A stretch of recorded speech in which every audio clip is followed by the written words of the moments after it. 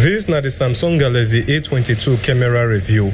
One thing when I like about this A22 camera be say both front and back cameras, they take very clear pictures, and if you zoom, although not be the perfect camera for zooming, it did better pass most Techno and Infinix phones. Well, so I take a very long distance zooming range, and although many other Android phones go give you exactly the same thing, I think this one did a bit clearer for the ×10 zooming, and it still retains some picture qualities past other phones.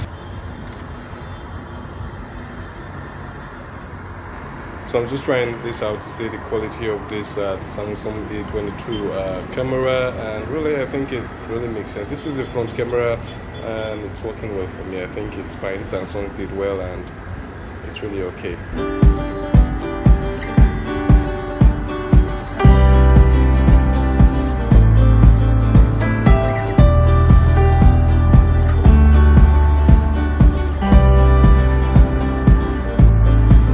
So guys, tell me what you think about this Samsung Galaxy A22 cameras. Remember, like and subscribe to this channel so I can bring you more phone reviews in the future.